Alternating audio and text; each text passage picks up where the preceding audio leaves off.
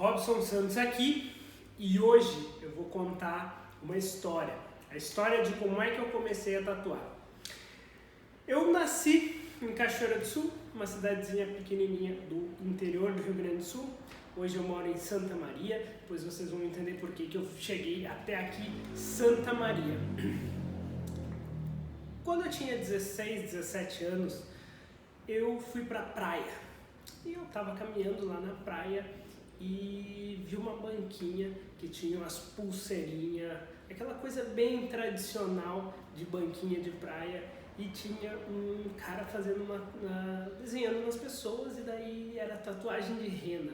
Eu achei aquilo lá bem interessante e cheguei lá e fui fazer um ideograma do amor no peito. Então eu fiz ali um ideograma de amor. Me lembro exatamente como se fosse hoje. E eu achei aquilo legal quando ele colou aquele carimbinho, e depois a gente, o stencil, ó, minha mão tá sempre suja de stencil.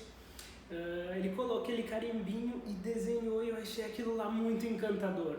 Eu achei tão encantador que quando eu voltei para a minha cidade, eu fui pesquisar como é que eram as renas. E daí eu fui na farmácia, comprei rena de cabelo, comprei o que eu consegui, até que eu descobri mais ou menos como é que era o material.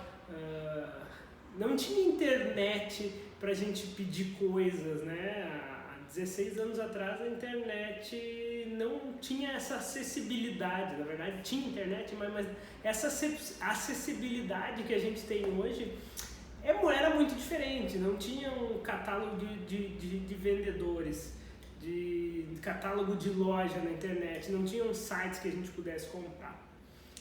E daí eu vi um cara que tinha uma tatuagem grande nas costas de rena, e eu achei aquilo lá incrível, né? Porque as tatuagens que eu fazia eram todas pequenininhas, eu nunca tinha me aventurado com uma tatuagem grande. Eu fui conversar com ele e eu me lembro que ele me falou o seguinte: pô, quem fez essa tatuagem foi o meu cunhado, e ele é tatuador e mora em tal lugar lá. E eu já estava ali testando as minhas técnicas de tatuagem de rena e fui lá conhecer o estúdio de tatuagem dele. E quando eu cheguei lá, ele falou: espera um pouquinho aí que eu já vou conversar contigo. E nesse esperar um pouquinho, eu abri uma revista de tatuagem tradicional, né, de tatuagem definitiva. E aquilo lá foi uma coisa incrível, aquilo lá foi algo que mudou a minha percepção de tatuagem, porque tinha traços finos, tinha pintura colorida. Poxa, pense na rena. A rena é só uma linha mais grossa e a pintura preta, né, da cor de rena, marrom, né? Então era só isso. Só que eu já estava tão obcecado pela rena que eu já estava fazendo degradê com rena, deixava mais tempo, menos tempo, fazia. Então, poxa, quando eu comecei a rena eu fui muito a fundo, mas quando eu abri essa revista de tatuagem colorida, isso foi para um outro patamar. Então eu comecei a pensar: não, é isso que eu quero fazer, é isso que eu quero fazer. Aquilo ali foi uma coisa, foi um divisor de águas. Aquela revistinha, eu me lembro que era uma revista pequenininha, não sei se você sabe, mas antes de ter um Instagram, a gente via tatuagem pelas revistas. E daí nessa revistinha tinha essa revistinha, que era uma revistinha pequenininha, tinha um monte de tatuagem, aquilo ali, e mudou a minha percepção de mundo, de tatuagem, né? E daí eu conversei com ele e eu tratei com ele: ele ia me cobrar um valor X, ia começar a tatuagem e eu ia terminar. Nisso eu já comecei entrando em contato com os meus colegas. E tinha um colega meu que ele queria fazer uma tatuagem. E eu conversei com ele, eu fiz uma tatuagem de rena nele, tentei fazer a melhor tatuagem de rena possível na pele dele. Foi o Fernando. E ele falou: se tu consegue fazer essas tatuagens de rena definitiva, não vai ser tão diferente. Enfim, eu paguei metade da tatuagem, ele pagou metade da tatuagem e a gente alugou alugou aí esse material. E no dia, obviamente, eu estava muito nervoso para fazer aquela primeira tatuagem. A minha mão estava tão firme, estava firme. Os pezinhos, aí não dá pra ver, mas os pezinhos chegavam a tremer, mas a mão estava firme. Me sentei, esse tatuador começou a tatuagem, ele começou a traçar, e daí eu peguei a máquina na mão, firme, e eu comecei a traçar, e daí eu comecei a tontear, e eu desmaiei na primeira tatuagem que eu fiz.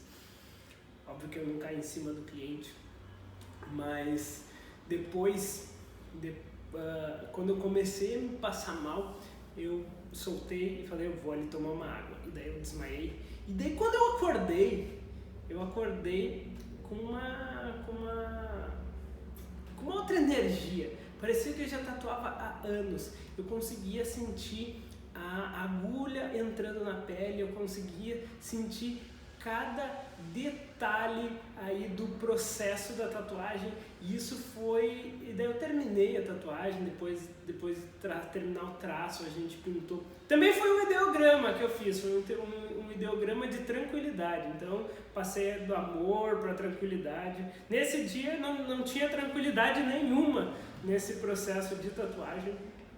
Mas depois desse breve desmaio, eu estava muito tranquilo e eu consegui terminar de traçar e pintar. Até não ficou tão terrível a tatuagem ficou bem razoável para a primeira tatuagem, sendo que eu nunca tinha pegado numa máquina de tatuagem, eu nunca tinha testado de qualquer forma, então eu acho que foi uma experiência bem vívida e bem válida. E daí eu saí dali, fui para minha casa e pensei, não, agora eu vou comprar o meu material. Eu já peguei, aluguei e agora eu vou comprar o meu material. E como eu comecei lá no vídeo falando que a internet não era do mesmo jeito que é hoje, eu comprei uma revista de tatuagem. E nesse tempo, as revistas de tatuagem tinham propagandas e nessas propagandas tinha ali um catálogo de materiais, um catálogo lá com o telefone e com alguns produtos principais, com o código desses produtos. Eu tive que ligar, né? Era assim que todo mundo fazia. A gente ligava para a loja, que era uma loja física, e mandava o nosso endereço, nosso CEP, tudo certinho. Eles nos enviavam um catálogo de tatuagem. E daí, quando chegava pelo correio esse catálogo de tatuagem, daí tinha lá um catálogo coloridinho, normalmente um xerox com os valores daqueles produtos. A gente escolhia, somava tudo, ligava novamente para essa loja e fazia o pedido. Então eles davam a conta com a soma total, com uma previsão de quanto seria o frete. A gente tinha que ir no banco, não tinha pagamento eletrônico, a gente tinha que ir lá no banco, ficar esperando na fila, dar o dinheiro, o cara dava o comprovante, a gente voltava para casa e ligava de novo dizendo que a gente tinha feito o depósito e tinha conseguido aí efetuar o pagamento do material. Depois disso eles iriam enviar o material e eu não tinha acesso ao código de rastreamento, que hoje é super simples. Hoje a gente sabe a cada minuto, a cada dia onde é que está a nossa encomenda, mas nessa época a gente ficava só na ansiedade de fazer aquele processo. Então eu encomendei um kit, né? Um kit de material tenebroso, tintas tenebrosas, e daí eu tinha que me virar com aquilo. As hastes, veio um pouco de agulha, veio algumas agulhas, veio algumas hastes, então a gente tinha que soldar as agulhas. Hoje em dia os tatuadores que começaram a tatuar aí há menos de 10 anos nem sabem como é que solda uma agulha. Então a gente pegava aquelas agulhinhas, se comprava por centena ou por milheiro, e a gente soldava ali, como é o material, né? Como eu não tinha muitas condições de comprar muito material, então eu fazia agrupamentos de agulhas pequenos, era 3, 5, 7 já era um traço muito grosso para fazer, então normalmente fazia de 3 e de 5. A parte de pintura era 7 agulhas para pintura, 5 agulhas para pintura. As biqueiras eram todas de inox, algumas pessoas aí usam biqueiras de inox, mas quando eu comecei só tinham biqueiras de inox. Depois, alguns poucos anos depois, surgiram biqueiras descartáveis, mas não são de qualidade como as biqueiras e como o material que a gente tem hoje. E era muito mais difícil, porque não existia informação. Essa informação que a gente tem acesso, a gente coloca aí no YouTube, como traçar, como pintar uma tatuagem, não existia. Existia somente a revista que tinha os trabalhos das pessoas que estavam produzindo tatuagem no Brasil. E eventualmente alguma revista estrangeira que a gente conseguia trazer para saber o que estava acontecendo aqui dentro do Brasil e fora do Brasil, mas tudo por revistas. A gente fazia toda essa construção com as revistas. Peguei, chegou meu material de tatuagem. Eu me lembro que eu fiquei extasiado. Com o material de tatuagem. Eu peguei um material super completo com 2 máquinas, uma pior que a outra, mas eu tinha 2 máquinas. E essas máquinas aí esquentavam, perdiam a regulagem, não era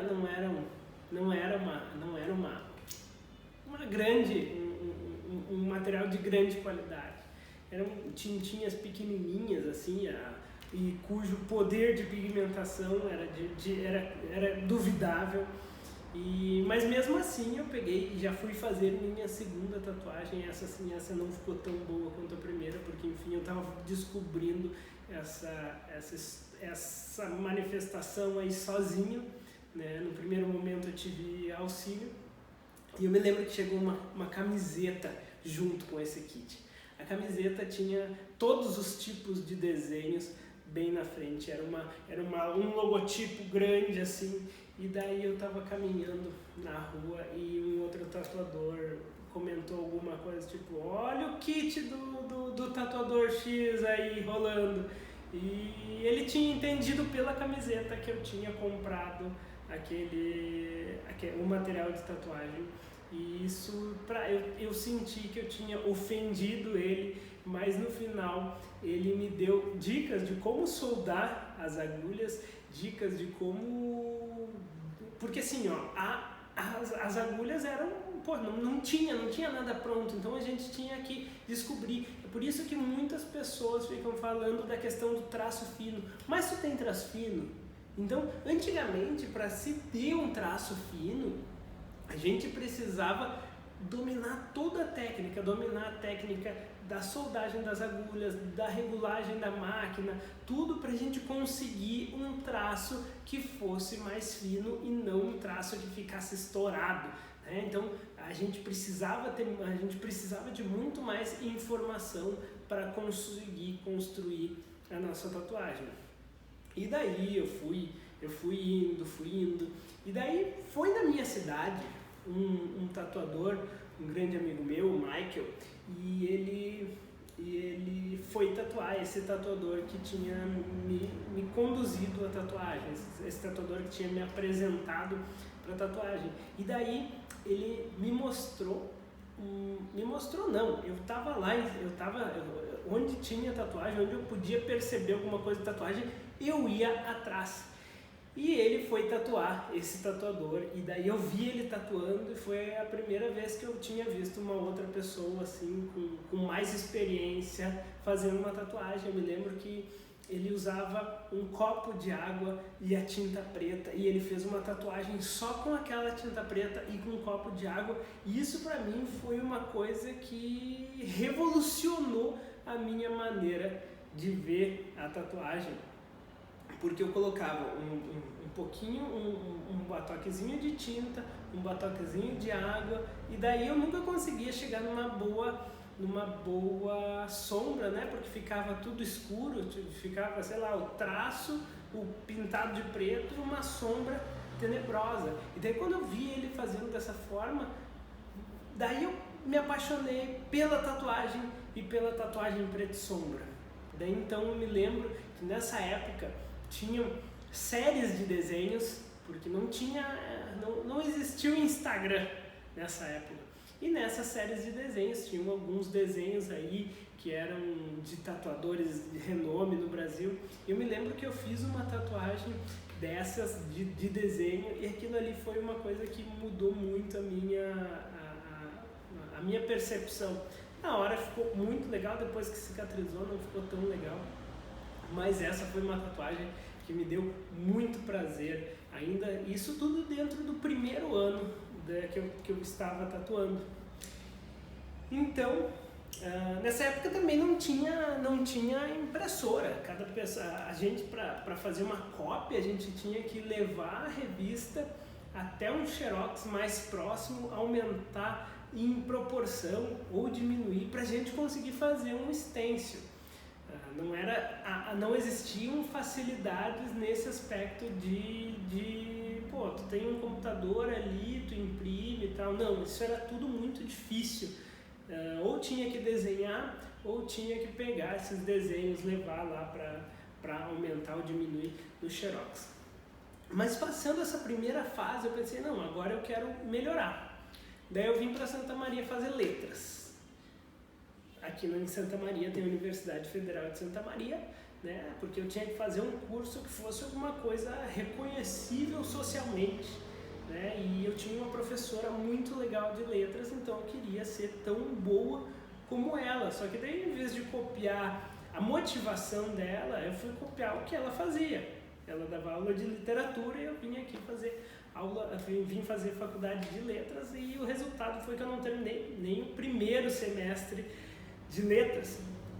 Eu terminei, saí e fui fazer cursinho. Eu fui fazer cursinho porque agora eu estava definitivamente decidido a entrar nas artes. Então eu estudei aí durante 6 meses. Não era como é hoje tem o Enem, naquela época era o vestibular, e o vestibular era focado em cada universidade. Eu estudei muito para entrar nas artes visuais aqui em Santa Maria. O curso não era muito concorrido, só que eu queria muito aquilo ali, então eu estudei com tanto afinco que eu fui lá e consegui entrar no curso. E daí no curso foi muito bom. No meu curso de artes visuais eu consegui aprimorar muitas das coisas. Eu achava que desenhava, e daí eu entrei lá no curso de artes visuais no primeiro semestre. Eu tive que desconstruir toda a minha vivência que eu tinha de desenho, tive que desconstruir toda a vivência que eu tinha de essa percepção gráfica para começar uma nova construção. E foi que eu entrei, eu queria fazer um ateliê de desenho, e eu acabei indo para um ateliê de pintura, e nesse ateliê de pintura eu comecei a praticar a pintura, e depois eu fui adentrando junto com o desenho e fui misturando muitas técnicas. Na faculdade eu testei tudo que eu podia testar. Eu testei desenho, eu testei aquarela, eu testei aerografia, eu testei tela, papel, eu testei tudo que eu poderia ter testado. Eu testei aí na faculdade de artes. E foi uma vivência espetacular. Meu orientador aí no ateliê de pintura era uma pessoa incrível, era uma pessoa fenomenal, e ele, muitas coisas eu não entendia na hora, porque eu era muito novo. Eu tinha meus 17, 18 anos, meus 18 anos quando eu entrei nas artes, e eu comecei a tatuar com 17, né? Então foi tudo muito rápido no começo. Com 18 anos eu já estava nas artes, eu estava decidido a terminar as artes, e eu terminei as artes. E foi muito importante essa vivência para eu desenvolver essa construção crítica da percepção visual. Então, essa base foi muito legal, embora tenham muitas coisas lá que eu acho que para hoje foram desnecessárias, mas foram importantes para a minha construção de um todo.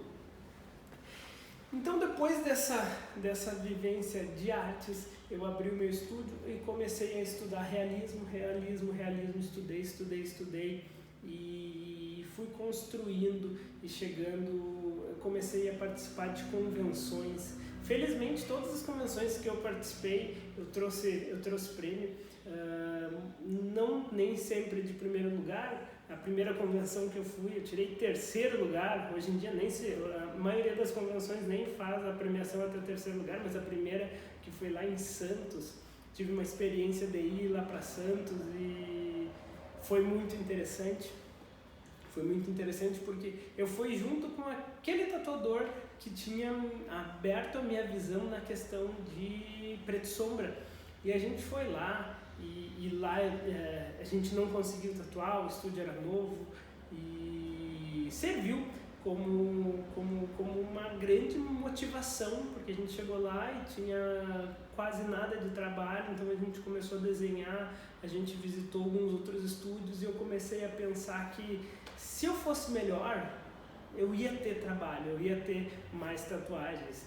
Com o passar do tempo eu percebi, vendo com esse distanciamento temporal, eu consegui reconhecer alguns erros que não eram de fato essa construção técnica, mas isso serviu para eu me motivar a estudar ainda mais e conseguir chegar num novo patamar. Então, eu sempre tive patamares de evolução de tatuagem, né? E daí, estou tatuando hoje, já fazem 16 anos,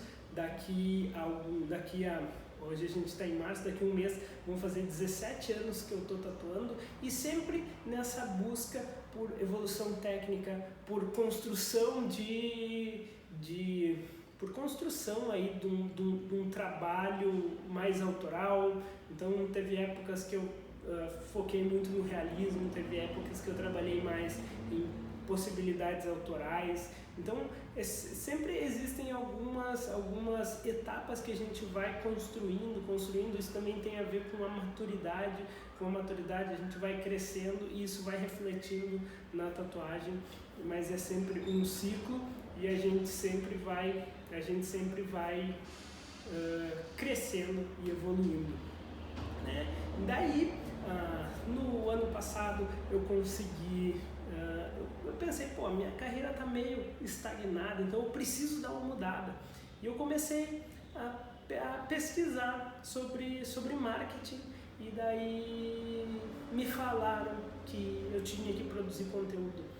E pensando na questão de conteúdo, eu comecei a me comunicar, comecei a buscar como é que eu fazia vídeo. Eu tinha feito meu canal no YouTube, esse canal que vocês estão vendo, ele já tem em torno de 7 anos. E eu me lembro que há 7 anos atrás eu queria fazer vídeos de tatuagem, eu fui protelando, fui postergando até o ano passado, que foi quando eu comecei a fazer os vídeos falando e mostrando um pouco aí da minha história, da maneira como eu penso a tatuagem.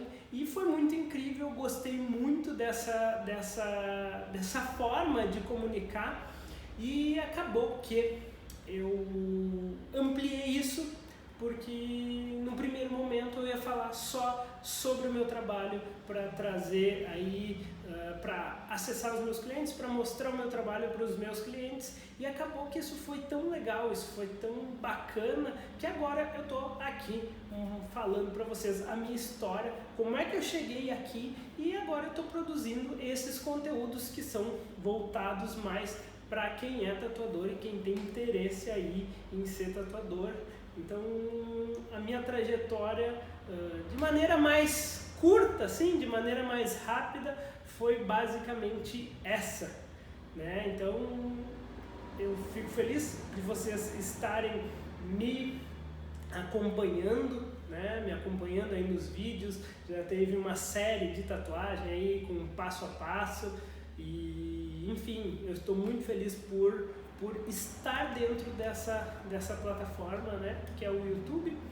E eu conto aí com o like de vocês, conto aí com vocês se inscreverem no canal, porque quando você se inscreve no canal, isso vai me ajudar e eu vou conseguir produzir mais conteúdo. E se vocês me deixarem comentários aí de sugestões de vídeos, sugestões de o que eu posso abordar aqui nos próximos vídeos, eu vou ficar bastante feliz.